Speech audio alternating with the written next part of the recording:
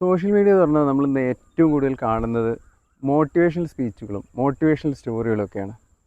ഇത്രയധികം മോട്ടിവേഷണലായിരിക്കുന്ന കാര്യങ്ങൾ കാണുകയും കേൾക്കുകയും വായിക്കുകയൊക്കെ ചെയ്തിട്ടും നമ്മളുടെ കുറേ സമയം നഷ്ടപ്പെട്ടു എന്നല്ലാതെ നമ്മുടെ ജീവിതത്തിൽ വലിയ മാറ്റങ്ങളൊന്നും ഇതിന് കൊണ്ടുവരാൻ പറ്റാത്തത് എന്തുകൊണ്ടായിരിക്കും? യഥാർത്ഥത്തിൽ ഈ ചോദ്യം ഇതിനുള്ള ഉത്തരവ് എൻ്റെ മുന്നിലേക്ക് വെച്ചത് ഒരു വിദേശി വനിതയായിരുന്നു. കടുത്ത പ്രമേഹ രോഗം ഉൾപ്പെടെ ശാരീരിക വ്യാധികളും അതുപോലെ തന്നെ മാനസികമായിട്ടുള്ള കടുത്ത സമ്മർദ്ദവും നിരാശയും ഫ്രസ്ട്രേഷനും അനിയന്ത്രിതമായിട്ടുള്ള ദേഷ്യമൊക്കെ ഉൾപ്പെടെ കോട്ടക്കൽ ചികിത്സയ്ക്ക് വന്നായിരുന്നു അവർ അവരുടെ പ്രശ്നങ്ങൾ അതിൻ്റെ മൂലകാരണം എന്താണ് എന്ന് തിരിച്ചറിയാൻ അവർക്ക് ഇതിനകത്ത് പുറത്തു വരാൻ ഒരുപാട് മോട്ടിവേഷൻ സ്പീച്ചസ് അവർ കേട്ടിട്ടുണ്ട്, പേഴ്സണൽ ട്രെയിനിങ്ങുകൾ എടുത്തിട്ടുണ്ട്, പുസ്തകങ്ങൾ വായിച്ചിട്ടുണ്ടായിരുന്നു. എന്നാൽ സ്മൃതി മെഡിറ്റേഷൻ്റെ കുറച്ച് സെഷനുകൾ എടുത്തപ്പോൾ അവർക്ക് മനസ്സിലായ ഒരു കാര്യം എന്താണെന്ന് വെച്ചാൽ ഇത്രയും നാൾ അവർക്ക് ഒരുപാട് ഇൻഫർമേഷൻസാണ് കിട്ടിക്കൊണ്ടിരുന്നത്. യഥാർത്ഥത്തിൽ അവർക്ക് ഇൻഫർമേഷൻസ് ആയിരുന്നില്ല ആവശ്യമുണ്ടായിരുന്നത്. അവരുടെ പ്രശ്നങ്ങൾക്കുള്ള യഥാർത്ഥ കാരണം എന്താണ് എന്ന് തിരിച്ചറിവ്, ആ ഒരു ബോധ്യമായിരുന്നു അവർക്ക് വേണ്ടിയിരുന്നത്. സ്മൃതി മെഡിറ്റേഷൻ്റെ സെഷനുകൾ എടുത്തപ്പോൾ അവർ മനസ്സിലാക്കിയത് അവരനുഭവിക്കുന്ന ശാരീരിക വ്യാധി അവർക്ക് ടൈപ്പ് 1 ഡയബറ്റീസ് ആയിരുന്നു. ഫാമിലിയിൽ അത്തരം മറ്റൊരാൾക്കും ഡയബറ്റിക് അല്ല, അവർക്ക് മാത്രമാണ് ഏർലി ഇയേഴ്സിൽ ഡയബറ്റീസ് വന്നത്. അപ്പോൾ അവർ മനസ്സിലാക്കിയ കടുത്ത മാനസിക സമ്മർദ്ദത്തിലൂടെ പോകുന്ന ഒരു കാലഘട്ടം. അവരവരുടെ ഭർത്താവുമായിട്ട് വേർപിരിഞ്ഞാണ് ഇപ്പോൾ ജീവിക്കുന്നത്.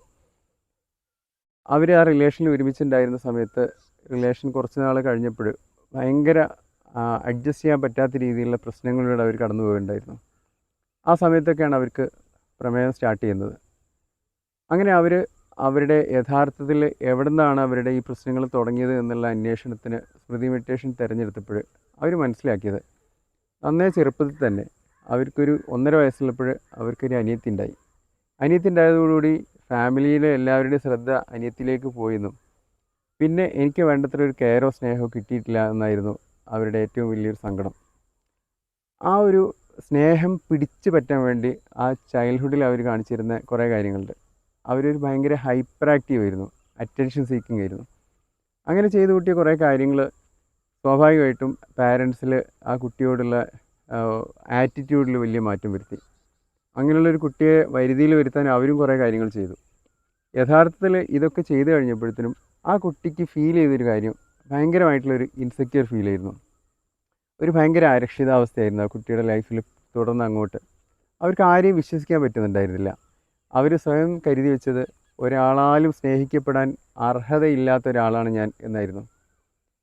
അങ്ങനെ അവർ സ്മൃതി മെഡിറ്റേഷനിലേക്ക് പോയപ്പോൾ ആ കുട്ടിയെ കാണുകയും ആ കുട്ടിയുടെ ഇമോഷൻസ് തിരിച്ചറിയുകയും ചെയ്തപ്പോൾ അവർക്ക് മനസ്സിലായത് എൻ്റെ ഉള്ളിൽ കിടന്നിരുന്ന ഈ ഒരു മുറിവേറ്റ കുട്ടിയായിരുന്നു ഇപ്പോഴും എന്നിൽ എൻ്റെ ശാരീരികവും മാനസികവുമായിട്ടുള്ള പ്രയാസങ്ങൾക്ക് കാരണമായിട്ടുള്ളത് എന്നായിരുന്നു.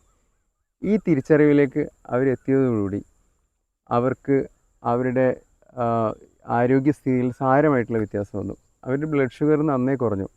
എപ്പോഴും ചൂടും ദേഷ്യവും ഉണ്ടായിരുന്ന അവരുടെ ഇമോഷണലി അവർ കുറേ സ്റ്റേബിളായി.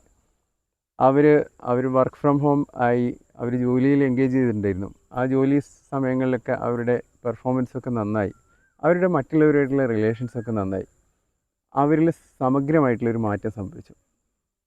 ശാരീരികവും മാനസികമായിട്ടുള്ള അവരുടെ പ്രശ്നങ്ങൾക്കൊക്കെ മൂല കാരണം അവരുടെ ഇമോഷണലായിരിക്കുന്ന ചില അൺറിസോൾവ് ആയിരിക്കുന്ന പ്രശ്നങ്ങളായിരുന്നു എന്ന തിരിച്ചറിവ് അവരിൽ വന്നപ്പോൾ അവർക്കുണ്ടായിരുന്ന ട്രാൻസ്ഫോർമേഷൻ അത് അത്ഭുതാവഹമായിരുന്നു. ഓരോ മനുഷ്യരിലും ഈ ഒരു ട്രാൻസ്ഫോർമേഷൻ സാധ്യമാണ്. ശാരീരികവും മാനസികവുമായിട്ട് നമ്മൾ അനുഭവിച്ചുകൊണ്ടിരിക്കുന്ന ഓരോ പ്രയാസങ്ങൾക്കും പിന്നിലൊരു പക്ഷേ ഇത്തരം അണറ്റൻഡൻ്റ് ആയിരിക്കുന്ന ചില ഇമോഷണലായിരിക്കുന്ന പെയിനുകളുണ്ടാവാം. ഈ പെയിനുകൾ തിരിച്ചറിയാനും ആ പെയിനുകളിൽ നിന്ന് പുറത്തു വരാനും നമ്മെ സഹായിക്കുന്ന ഒരു ടൂളാണ് സ്മൃതി ആയുർവേദ മെഡിറ്റേഷൻ തെറാപ്പി.